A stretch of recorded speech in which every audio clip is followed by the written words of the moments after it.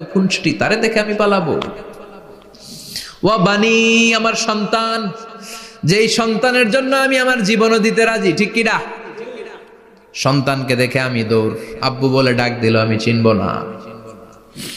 আমার মেয়েটা আমারে ডাকলে নাকি আমি চিনব না, আমার মেয়েও আমারে চিনবে না। ইয়াউমা ইয়াফিরুল মারউ মিন আখিহি ওয়া উম্মিহি ওয়া আবিহি ওয়া সাহিবাতিহি ওয়া বানিহি লিকুল্লি ইমরিইম মিনহুম ইয়াউমাইযিন শাআনুন ইউগনিহি। বিশ্বনবী বললেন, আয়েশা, সেদিনটা আজকের দিনের মতো নয়, ভয়ঙ্কর একটা দিন হবে।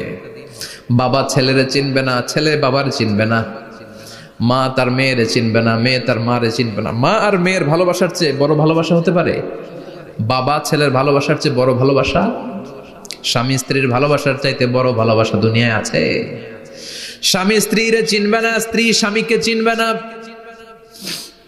বন্ধু বন্ধুরে চিনবে না, ইমাম সাহেব মুসল্লিরে চিনবে না, মুসল্লি ইমাম সাহেবকে চিনবে না, নেতা কর্মীরে চিনবে না, কর্মী নেতাকে চিনবে না।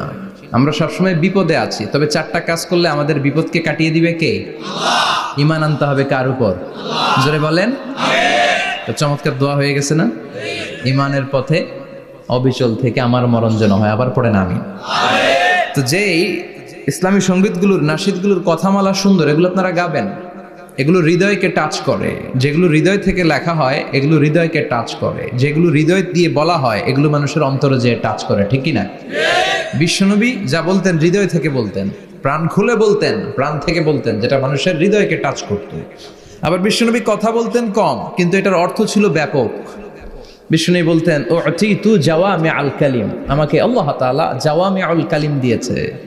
বিশ্বনবী বলতেন অল্প, বলতেন অল্প, কিন্তু এটার অর্থ, ব্যাখ্যা, বিশ্লেষণ ভলিউমের পর ভলিউম হয়ে যায়, কিন্তু ব্যাখ্যা শেষ হয় না। সুবহানাল্লাহ।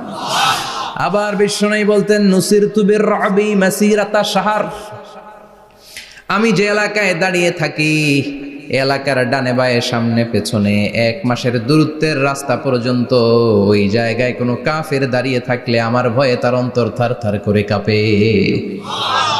ভয় দিয়ে বিশ্বনবীকে আল্লাহ তাআলা সাহায্য করেছেন। 1 মাস ডানে বায়ে সামনে পেছনে 1 মাসের দূরত্বের ভেতরে যদি কোনো কাফির মুশরিকদের আন্ডা বাচ্চাও থাকে, যত দূরেই থাকুক, বিশ্বনবীর ব্যাপারে তার অন্তরে ভয় আর ধুকধুকানি শুরু হয়ে যায়।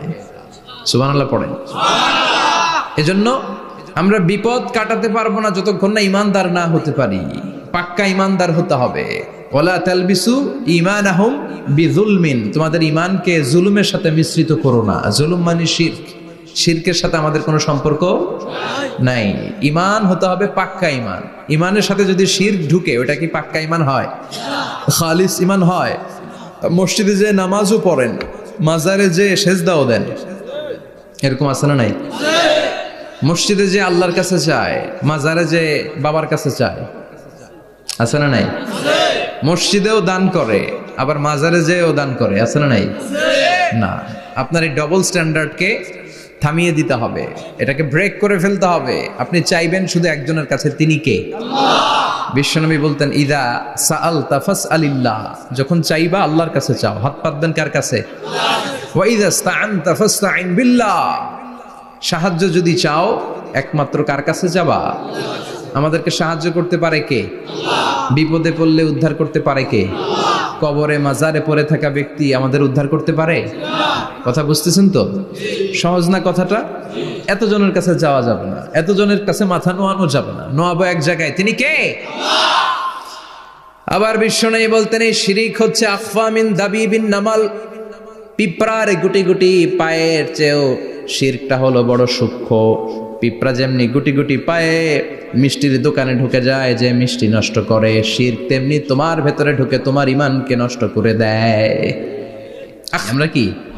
বিশ্বনবী বললেন, কুল্লুকুম খাত্তাউন, তোমরা সবাই পাপী, ওয়া খায়রুল খাত্তাইন আত-তাওয়াবুন, আর এই পাপীদের মধ্যে সবচাইতে ভালো পাপী ওই পাপী যেই পাপী পাপ করার পরে তওবা করে কার কাছে? আল্লাহ। এজন্য আল্লাহ বললেন, ইয়া আইয়ুহাল্লাযীনা আমানু তুবু ইলাল্লাহি তাওবাতান নাসুহা, তওবার মতো তওবা করো, কান্নার মতো কান্না করো, চোখের পানি এটা একটা খুব পাওয়ারফুল একটা জিনিস।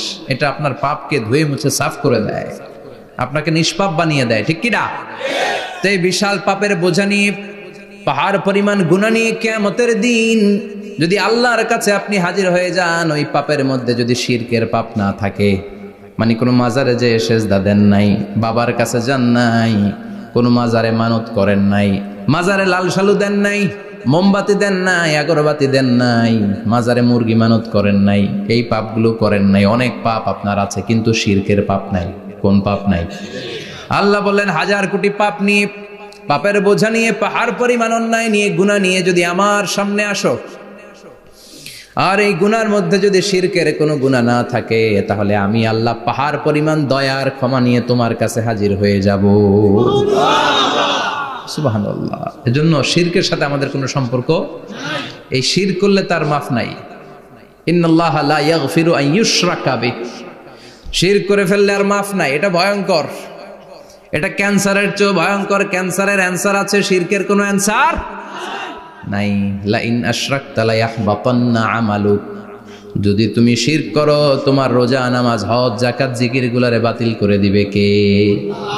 এজন্য শিরকের সাথে আমাদের সম্পর্ক আছে। এত ওয়াজ আমরা করি, তারপরে অনেক জায়গায় ছবিতে দেখি যে মহিলারা যে মাজারে সিজদায় পড়ে থাকে। এজন্য এটা ছড়ায় দিবেন, এই মাহফিলের কথাগুলো এই যে রেকর্ড হচ্ছে, এগুলো ছড়ায় দিবেন। গণসচেতনতার দরকার আছে। এই যত আমরা ট্রাই করে যাব, একটা সময় দেখবেন আমাদের এই সকলের একসাথে প্রচেষ্টার ফলে এই শিরক নামক ভাইরাস বাংলাদেশ থেকে আমরা বিদায় করে দিতে পারবো। চিল্লা এখন, ঠিক কিনা? এজন্য আমরা বিপদে আছি, তবে ইমানদার শিরক ব্যতি রেখে খালেস ইমানের যদি অধিকারী হয়, আমাদেরকে বাঁচিয়ে দিবে কে? 2 নম্বরে ওয়া আমিলুস সলিহাত। কি বলছে মনে আছে তো? ইমান, ইমান আনলে বেঁচে গেলাম। আরেকটা কি? আমিলুস সলিহাত, নেক কাজ, ভালো কাজ। ভালো কাজ শুধু জিকির করার, নামাজ পড়া নাকি? না। আপনি কাউকে পরামর্শ দিলে এটাও ভালো কাজ।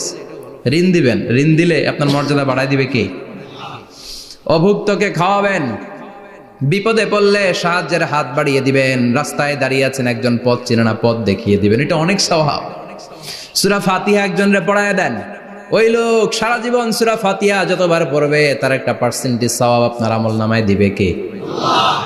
তারপরে মানুষকে টাকা দিয়ে সাহায্য করবেন, অসুস্থ হয়ে গেলে, রক্তের প্রয়োজন হলে গায়ের রক্ত দিয়ে সাহায্য করবেন, কবুল করবে কে? রক্ত দেয়া অনেক বড় ইবাদত, জানেন এটা? মুমূর্ষু ব্যক্তিকে যদি রক্ত দেন, আপনার এই রক্তের কারণে যদি কারো প্রাণ বেঁচে যায়, তাহলে আপনি কেমন যেন গোটা বিশ্বের সব মানুষের প্রাণ বাঁচিয়ে দিলেন। একজনকে বাঁচানো মানে সবাইকে বাঁচানো, একজনকে মারা মানে সবাইকে মারা। এজন্য বিশ্বনবী বললেন, আল ইনসান বুনিয়ানুম মারসুস, সব মানুষগুলো হলো আল্লাহর পক্ষ থেকে সীসা ঢালাই করা প্রাচীর। একজনকে নষ্ট করা মানে প্রাচীরটাকে ভেঙে দেয়া, ঠিক কিনা? তাহলে ঈমান আনতে হবে কার উপর? আর আল্লাহর সন্তুষ্টির জন্য সৎ কর্ম করতে হবে। তারপরে একে অপরকে ভালো কাজের জন্য পরামর্শ দেওয়ার দরকার আছে না নাই? হক আর সবর, আমরা হকের পক্ষে থাকবো, রাজি আছেন তো? আর আমরা সব সময় ধৈর্যশীল থাকবো, রাজি আছেন? ইন্নামা সাবর ইনদা সাদামাতিল উলা, বিপদের প্রথম ধাক্কায় ধৈর্যটা ধারণ করতে হবে। অনেকে বিপদ আসলে পেরেশান হয়ে যায়, চিল্লা ফাল্লা শুরু করে দেয়, কান্না শুরু করে দেয়, বিলাপ করে। বেশিরভাগ মহিলারা এটা করে, ঠিক কিনা? বিষ্ণু বললেন, বিপদের প্রথম ধাক্কায় কেমন সবর করলা, এটাই দেখার বিষয়। ইন্নামা সাবর ইনদা সাদামাতিল উলা, বিপদের প্রথম ধাক্কায় যে সবর ধরতে পারে সেই আসল সবুর, সেই আসল কি? সবুর মানে ধৈর্য ধারণকারী। বিশ্বনবী দোয়া করতেন, আল্লাহ আপনি আমারে ধৈর্যশীল বানান। আল্লাহুম্মা জাআলনি সাবুরা ওয়াজআলনি শাকুরা, আপনি আমারে ধৈর্যশীল বানান, আপনি আমারে শুকরগুজার বানান। ওয়াজআল ফি আইনি সাগীরা ওয়া ফি আয়ুনিন নাসি কাবীরা, আমার চোখে আপনি আমারে ছোট বানান, মানুষের চোখে আমারে আপনি বড় বানান। পড়েন আমিন। আরো জোরে পড়েন আমিন। 4টা ওয়াজ কাল থাকবে তো? আলামিন ভাইয়ের প্রথমে কি করতে হবে? ঈমান, ঈমানের পরে সৎকর্ম, তারপরে হক আর সবর, এগুলো মেনে চলতে হবে। রাজি আছেন তো? আরো জোরে পড়েন ইনশাআল্লাহ। আসুন আমরা আল্লাহকে